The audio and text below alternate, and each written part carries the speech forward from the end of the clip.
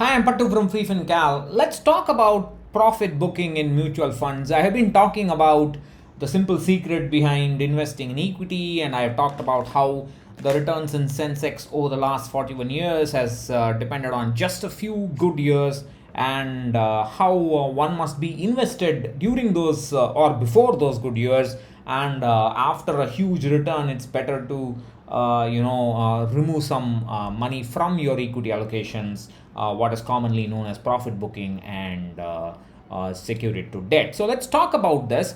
And this video is meant for absolute beginners, people who already know about rebalancing and who understand rebalancing. Well, they can go through my examples and probably ask me any questions on that. But um, uh, the content would be simple for you because it's a very simple example shown. So let's talk about a very simple example. Suppose you buy 100 stocks for 10 rupees, and that's 10,000 rupees is your initial investment value. After some time, let's say that stock price has moved up to a random number 24.56 rupees. That's what I've shown in the example. So your investment value has now gone from 1000 rupees to 2456 rupees.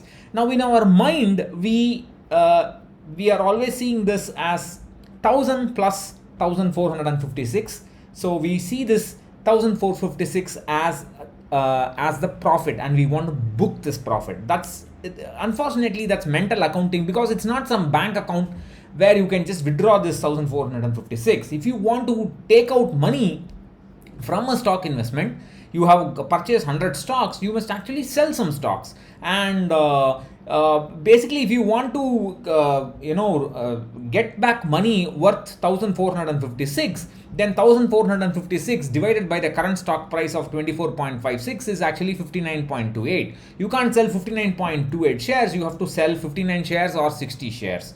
So in mutual funds you can do fractional units, but that doesn't matter. So if you sell 59 shares at 24.56 rupees, you will get 1449 rupees. This is not profit booking, because that 1449 rupees has got two components. It has got the initial price, that is 59 into 10, 590 rupees is the initial price, and then the remaining amount is the actual appreciation. The actual appreciation in the stock price is 14.56 rupees per share, and so 59 into 14.56 is the actual capital gain. But the money that you have got in your demat account would be 1449, which always includes the capital that you have invested, 590 rupees, the principal, and that cannot be separated. So although you talk about profit booking, every amount that you get back from the market will always contain a component of your initial money invested plus capital gain or capital loss, whatever it is.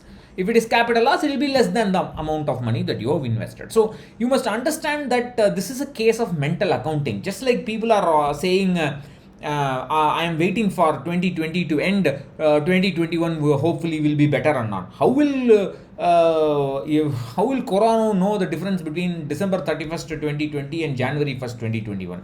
These are all mental accounting that we tend to put on our actions and think this is right and that's wrong and so on. So there's no such thing as profit booking.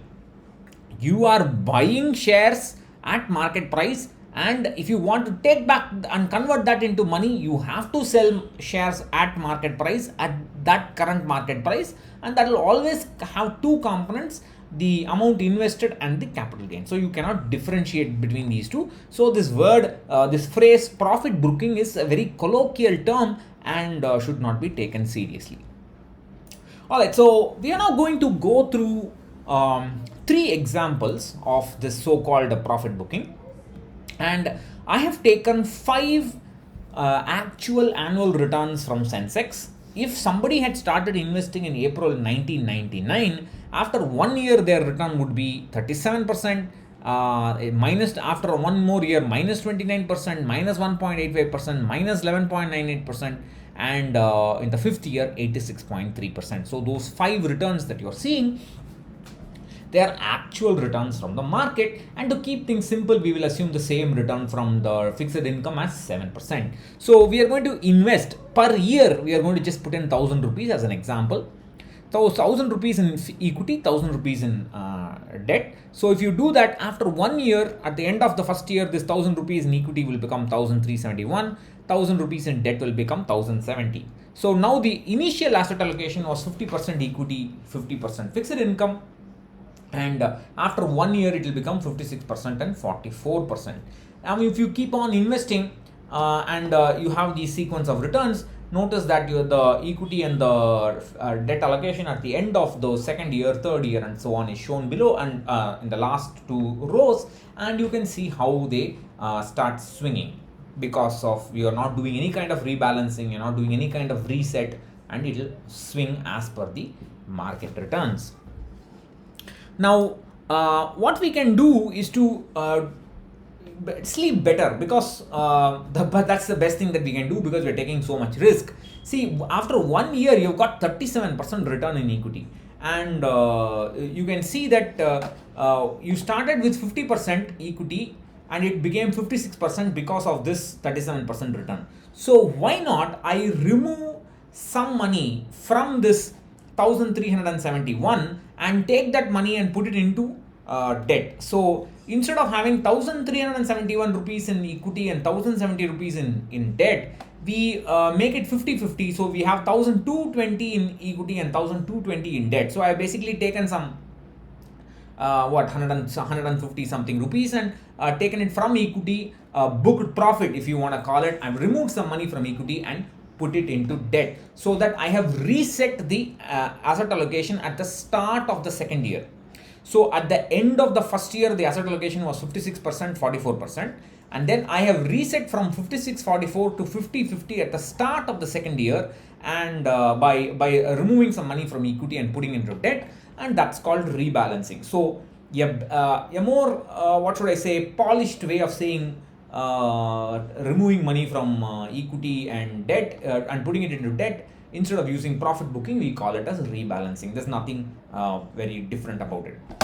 So at the start of the second year, the asset allocation is 50-50 because of your reset. But at the end of the second year, because the second year return is minus 29% in equity, from 50-50 it has gone to 40-60. There is a huge drop in equity. Now you remove 10% from debt and put it into equity because of the loss, in equity, and then at the start of the third year, the asset allocation is again reset back to 50-50. Then you reset it again in the fourth year, fifth year, and so on. So you can actually pause the video and you can see the change in the allocation. Now for this particular sequence of returns, without rebalancing, you had 7,807 rupees in equity, 6,000 something in fixed income. With rebalancing, you have 9,218 in equity and 5,293. The reason for that is very simple. Before the start of the fifth year, the money invested in equity was about 3,190 rupees. Before this 86% return, it was only 3,190 rupees. But because of systematic rebalancing, before this huge return, 3,970 rupees, 3,947 rupees was invested in equity, and that became 9,218. So you were able to push more money into equity because of systematic rebalancing, and therefore you ended up with more money in equity, because before that huge return you had more money invested. So annual rebalancing is a very simple way for you to sleep better. When equity has given you great returns, you remove some money. When equity has given you a loss, you buy at low prices by shifting some money from debt to equity. Instead of doing this kind of two-way rebalancing, you can also do just one-way rebalancing. That is, you do the reset only when the equity returns are positive. For example, after 1 year, the equity returns are 37%. That's a huge positive. Then you do the reset.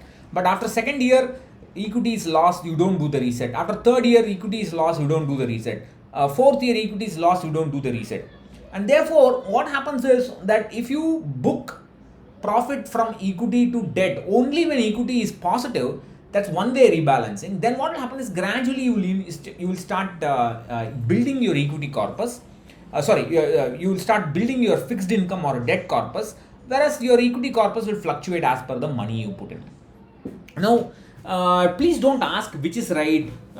Should I rebalance? Should I not rebalance? Or should I do one-way rebalance, two-way? You don't know what the future result will be. Sometimes rebalancing will give you better returns. Sometimes rebalancing will give you poor returns. One-way rebalancing will be better. Two-way rebalancing will be better. You really can't say all this beforehand. But for you to sleep in peace, it is obvious that when you get huge returns, you have to remove some money and safeguard it in debt. And if your goal is far away, and if you've got a very large negative return, you can take some money from debt and put it into equity. It is simple common sense. Actually, you can combine annual rebalancing and one-way rebalancing in the same portfolio. If your goal is, let's say, 25 years away, in the first few years, you don't even need to rebalance. Because many people don't appreciate what rebalancing is all about, because their corpus is very low, their investment amount is low, they don't really appreciate the value of rebalancing. What I would recommend is, first 2-3 years, don't do any rebalancing, just systematically invest.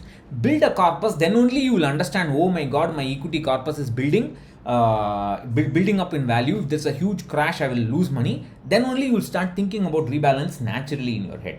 Once you appreciate the rebalancing, you can start doing annual rebalancing. Then towards the end of the goal, you can consider one-way rebalancing.